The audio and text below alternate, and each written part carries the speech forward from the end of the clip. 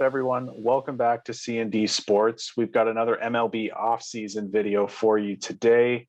We're going to be breaking down the Detroit Tigers, who have already been active on the free agent market. We'll discuss that in a little bit. But without further ado, let's get going here. So like we did with the Jays, we're going to break it down into three sections. We have the assets for the Tigers, the prospects, and I guess you could say targets or who they should be looking at or looking to sign this offseason. Right. So let's kick it off with the assets. Yeah, so the Tigers, for a team that's been traditionally a bottom feeder in the AL Central for a few years now, they actually have a decent group to work with to start. So in terms of positional players, Jonathan Scope at second and Jeimer Candelario at third, good pieces to build around in the infield.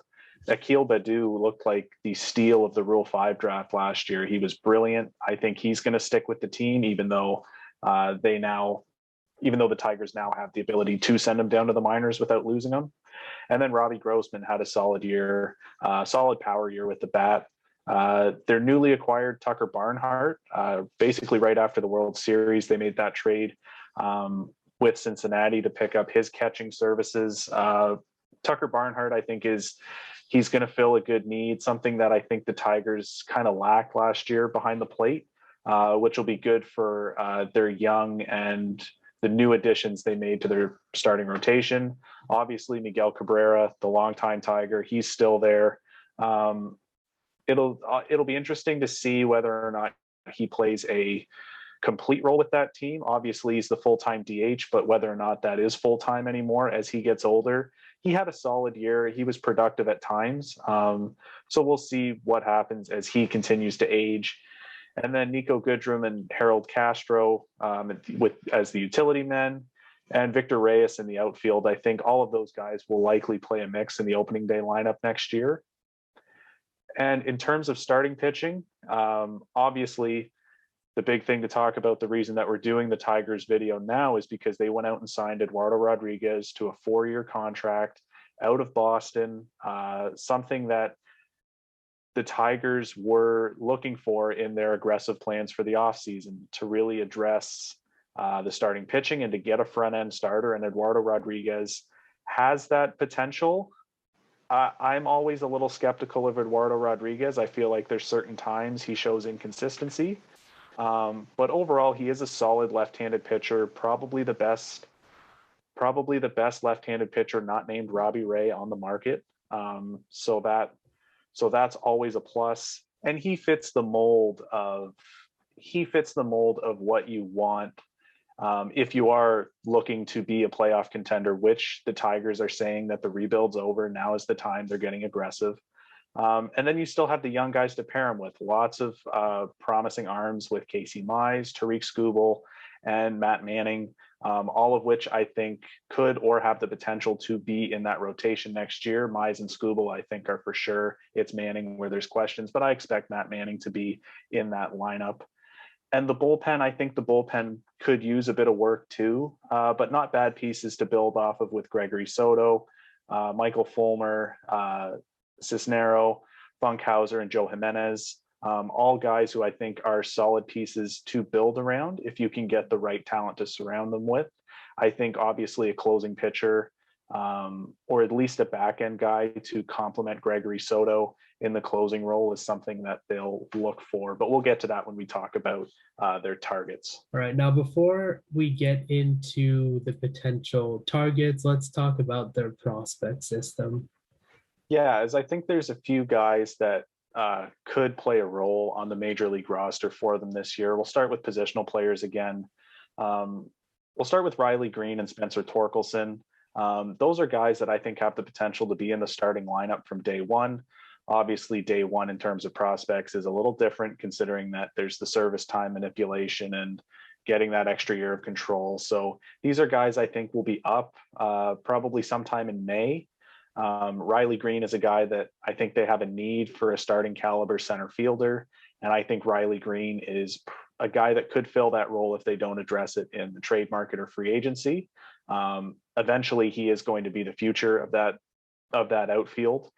really one of the future pieces in what the Tigers are hoping is a championship team one day.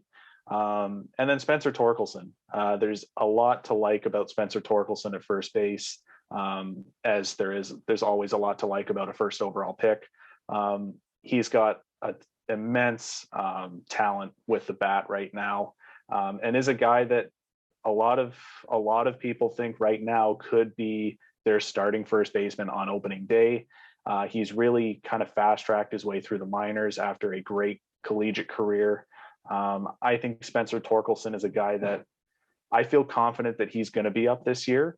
More confident than Riley Green. I think both of them will be, but Spencer Torkelson, I think, service time aside, by day one in April, I think he's going to be on the roster in some capacity. And then in terms of guys that could play a mix, being called up here and there and playing more bench roles, Cody Clemens in a utility role. This one of the sons of Roger Clemens. I think he's going to play a decent role, and Jacob Robson in the outfield. Those are kind of guys I think could play bench roles this year, and you could see them inserted here and there in the lineup. And then in terms of pitchers, the left-hander Joey Wentz and the right-hander Alex Faedo. These are guys, successful minor league careers. In terms of Faedo, he was a kind of a high-end day one of his draft class talent.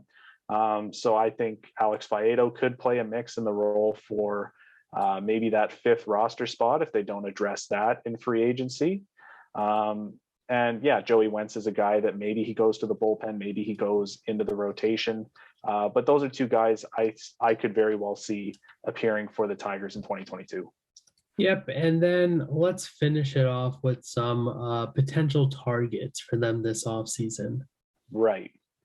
As we'll start with what they're looking for, I think definitely shortstop is something they're going to look for. I think that's the biggest need. There's been a lot of guys they've been linked to. I think maybe if the Tigers opt to not bring up Torkelson, I think they could look for another power bat that could play first base. Same thing with Riley Green. They may be looking for kind of a powerful outfielder. And then starting pitching, obviously, I think they're looking to add another starter to Eduardo Rodriguez to really build a powerhouse up top, and the bullpen they'll need to look at. So let's start with positional players here. Obviously, the names that come to mind at shortstop, Carlos Correa is the guy that he's the biggest target in free agency this year. He's been heavily linked to the Tigers. I think he would definitely accelerate. It's because it's not a rebuild. The rebuild, yeah. Retool? The retool. I think he would accelerate their playoff hopes. That if they were to land him, I think this is a team that very well could compete for a wild card spot next year. Corey Seeger and Trevor Story are other guys that are mentioned there. Marcus Semien, another guy that I think they go big at shortstop to really establish themselves up the middle. And then another guy I think they might go after. I talked about him in the Jays video, but Matt Olson. And Matt Olson is a guy that, again, he's coming off an all-star season, a lot of power at first base. He's a guy that could play a mix down the road, depending on what Miguel Cabrera looks like. He's a guy that maybe even if you bring up Torkelson, he's a guy that maybe between the three of them, you're finding at bats for them at first base, at DH. But Matt Olson, I think, is an interesting guy that a lot of teams will be interested in that maybe people didn't think would be interested in. And then Kyle Schwarber and Mark Canha are other guys, other powerful bats that I think could play a role in the outfield that would play well in Comerica Park. So that's kind of it for positional players. In terms of starting pitchers, I think they go all out for another big starter. So names that come to mind are Max Scherzer and Marcus Stroman. Luis Castillo is another guy, despite Ken Rosenthal reporting this week that Luis Castillo likely won't be traded out of Cincinnati. I still think for the right asking price, anyone can get traded, and I think Luis Castillo is an exempt from that. Yep. And then Anthony DeSclafani and Kevin Gausman, both of them had successful years for San Francisco this year. I think those are going to be highly coveted guys and guys that could fit well in this rotation that's pretty balanced right now between lefties and righties already. So I think they kind of have they kind of have the run of the mill here. They can really get creative and kind of really target who they want to in terms of starting pitching. Yep. And in terms of the bullpen, I think they still do need a guy to complement Gregory Soto or even take over that closing role in the back end. So I think Racell Iglesias is going to be a guy that I talked about him in the Jays offseason video, that he's going to be probably the most coveted closer on the market coming off of a good year with the Angels. I think Iglesias can play a dynamic role in the back end of that bullpen, just like I think Andrew Chafin could. Again, talked about him in the Jays video. I think he's going to be heavily coveted at left-handed pitcher. And then Adam Odovino, I think, is a guy that had a decent year. Obviously, I think he's a bit out of his prime, but he had a decent year for the Red Sox this year. He offers a good mix of pitches. I think you could put him in the middle of your bullpen. You could put him in the back of your bullpen. He gives them some flexibility. I think he's the type of guy. It's really hard to gauge relief pitchers just because the market is all over the place. It's all over the place. Their careers are a little more. It's hard to judge and evaluate what they're worth. Yeah, because they can be there one year and then the next year it's not great. So unless they're top end relief pitchers, it's kind of here and there. But those are guys I think could play a mix in that bullpen. Yeah. And now if you're GM Alavila, what are your biggest targets? Like, who do you kind of have to get going into next season? I think with everything rumored with that team, around the shortstop position, I think they have to get a top end shortstop. I mean, Correa is a big ask. I think it's doable considering how heavily they've been linked to him. But I think between Correa, Seeger, Story, or Marcus Semien, I think they have to add some sort of top end middle infield bat to that lineup. And I think Correa is perfect because he plays both sides of the ball very well. All right, there you have it. So thanks for watching, guys. We'll be continuing this MLB offseason series, so stay tuned for that. Make sure you subscribe so you don't miss any of those. Comment down below what you think of the Tigers this year, who you want them to target. Let us know in the comments below, and we'll see you in the next video. Peace.